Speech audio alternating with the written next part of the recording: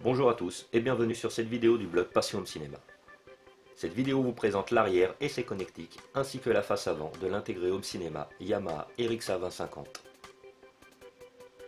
Concernant l'arrière, pour les différentes connexions présentes, je vais vous présenter celle-ci en allant de gauche à droite en partant du haut.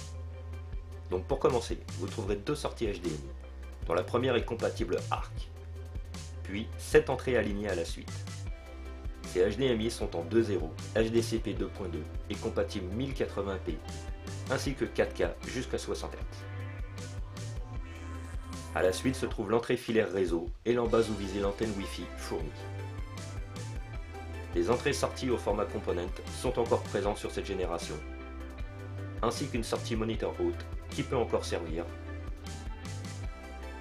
Il viennent deux sorties trigger pour relier votre ou vos blocs de puissance. Une entrée-sortie remote et un port RS32 terminé de cette ligne de connecteurs.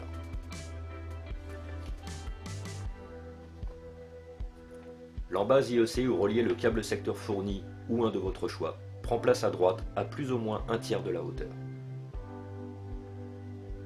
Pour les entrées analogiques, elles sont au nombre de 8, avec toujours cette attention pour le vinyle, puisque l'une des entrées est-elle dédiée à recevoir une platine vinyle. Posées juste à côté, les sorties analogiques des zones 2 et zone 3. La Pre-Out 7.2. Pour les entrées numériques, le RX-A 2050 en possède 3 au format optique et 3 au format coaxial. A noter que toutes les entrées et sorties, qu'elles soient audio et vidéo, sont réassignables par l'un des menus de l'appareil. Les bornets de raccordement pour vos enceintes acceptent les câbles nus ou des fourches telles quelles, mais une fois ôtés les opercules, à l'aide d'une vis par exemple, il vous sera tout à fait possible d'insérer des câbles terminés par des fiches banales.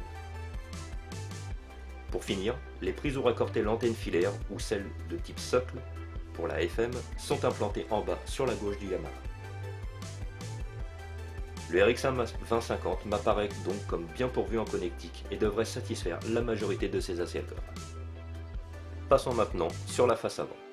Pour la face avant, un large et joli bandeau en transparente prend place sur la partie haute de l'intégré.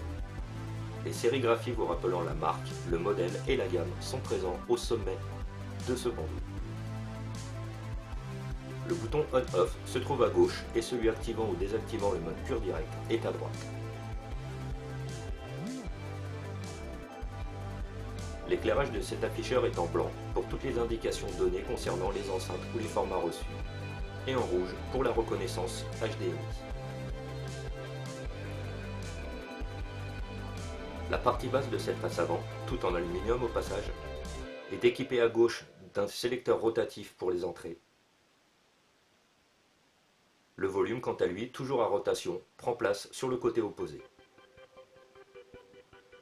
Une large et haute trappe à basculement qui se trouve au milieu de la façade vous donne accès à tous les menus disponibles via l'OSD de la télécommande, auquel se rajoute un port USB pour la lecture des fichiers audio ou la mise à jour de l'appareil si vous n'avez pas opté par la mise à jour réseau.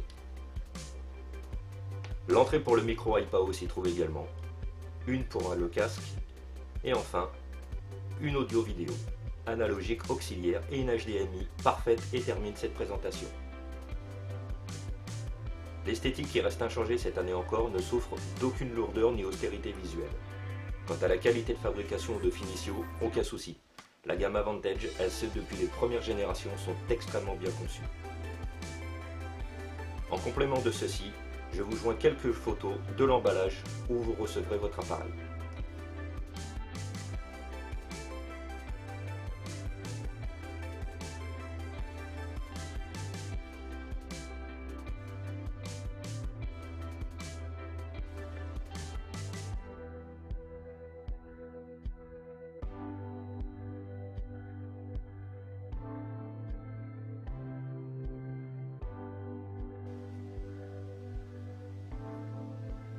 Pour finir cette présentation, quelques photos de l'intérieur du RX-A 2050 pour vous donner une idée sur l'agencement et l'implantation de ses composants.